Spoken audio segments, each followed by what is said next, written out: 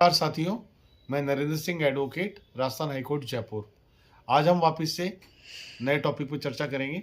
The code of criminal procedure 1973, दंड प्रक्रिया संहिता 1973। इसके अंदर आज मैं आपको कुछ इंपॉर्टेंट चीज़ें बताऊंगा जो आपके आने वाले एग्जाम में आपके लिए बहुत ही महत्वपूर्ण सिद्ध होंगी। मैं इसमें सबसे पहले बताना चाहूँगा कि इसके अंदर 37 चैप्टर है, 484 सेक्शन है, स्केड्यूल 1 है, ये भी 2 पार्ट में डिवाइड है। सबसे पहले ऑफेंसेस में, और फिर जो इसका दूसरा पार्ट है वो है अदर लॉ में। अदर लॉ में सेक्शन 5 अप्लाई होता है, जिसके अंदर डीवी एक्ट, एनआई एक्ट या जो भी इंपॉर्टेंट एक्ट्स होते हैं उसके अंदर केसों को लड़ा जाता है। जो हमारा स्केड्यूल फर्स्ट है, उसका जो ये फर्स्ट पार्ट है, इसके अंदर ऑफेंस के बारे में डिस्क्राइब किया गया है। इसके अंदर सेक्शन 109 से लेकर 511 तक आईपीसी के सभी सेक्शन बताए गए हैं, क्योंकि सीआरपीसी के अंदर ये एक बहुत ही इंपॉर्टेंट हेड है जो आईपीसी को इसमें कवर करता है। इसके अंदर सबसे पहले सेक्शन दिए गए हैं, सेक्शन 109 से 511। दूसरे इसके अंदर ऑफेंस दिए गए हैं, तो इसमें सभी प्रकार के जो भी ऑफेंसेस आते हैं वो सब इसके अंदर कंसिडर किए गए हैं। जैसे अबैटमेंट है, मर्डर है, कल्पेबल होमोसाइड है, क्रिमिनल ट्रेसपास है, हाउस ट्रेसपास है, या आउटरेज ऑफ मॉडेस्टी है, एसिड अटैक है, या फिर जो भी जैसे 354 है, जो और भी इसके ए से जी तक जो भी प्रोविजंस है वो सब इसके अंदर कंसिडर किए गए हैं। उसके बाद इसके ऑफेंसिव पनिशमेंट्स दी गई है, जो कि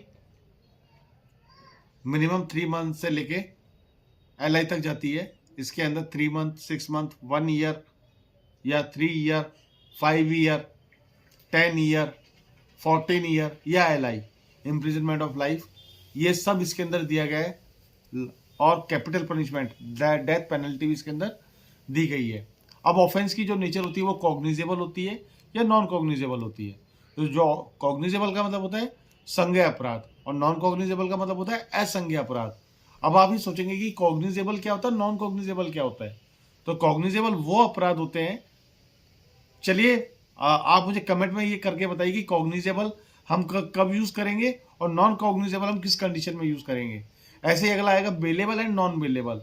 तो ये भी आप मुझे कमेंट में बताइए कि हम बेलेबल को कब यूज करेंगे और नॉन बेलेबल को कब यूज करेंगे। उसके बाद आएगा टू व्हाट कोर्ट ट्रायबल, किस कोर्ट के द्वारा इन ऑफेंसेस की ट्रायल की जाएगी।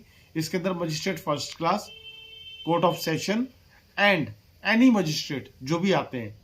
और जैसे कि मैंने अब आपको बताया कि जो फर्स्ट शेड्यूल है इसमें सेकंड पार्ट भी दिया गया अदर लॉज के लिए, उसमें सेक्शन 5 अप्लाई होता है। उसके अंदर डीबी एक्ट हो गया, एनआई एक्ट हो गया, या जो भी हमारे लोकल या स्पेशल एक्ट आते हैं वो सब उसके अंदर कंसिडरेबल होंगे।